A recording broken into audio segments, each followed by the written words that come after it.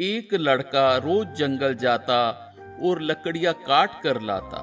जंगल में कई जंगली जानवर थे, पर लड़के के पास पेट भरने के लिए इसके अलावा कोई चारा ना था।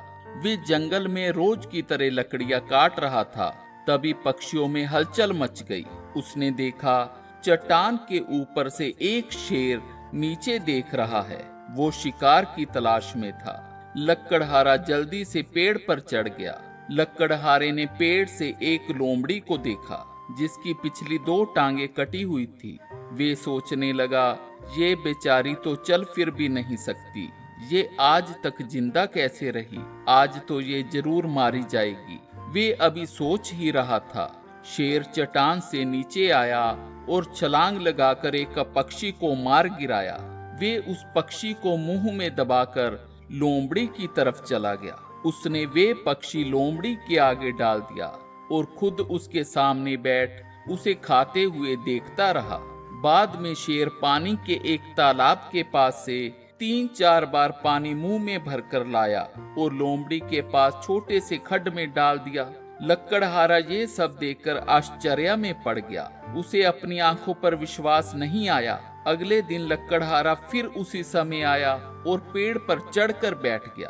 उसने देखा शेर ने हिरन का शिकार किया और मांस के टुकड़े लोमड़ी के आगे रख दिए। लड़के ने सोचा, भगवान जिसे पैदा करते हैं उसकी व्यवस्था भी समय करते हैं। ये सोचकर लड़का एक सुनसान जगह पर जाकर बैठ गया कि भगवान समय ही भोजन भेजेंगे। एक दिन बीत गया, कहीं से भोजन ना आया।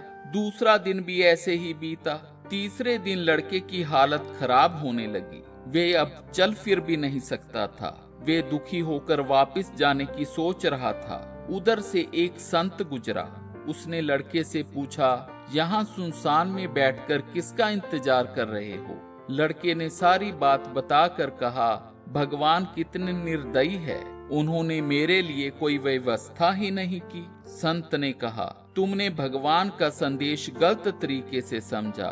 भगवान तुम्हें शेर की तरह देखना चाहते थे, ना कि लोमड़ी की तरह। वे चाहते थे तुम अपनी ताकत पहचान कर इतने सक्षम बनो कि दूसरों की मदद कर सको।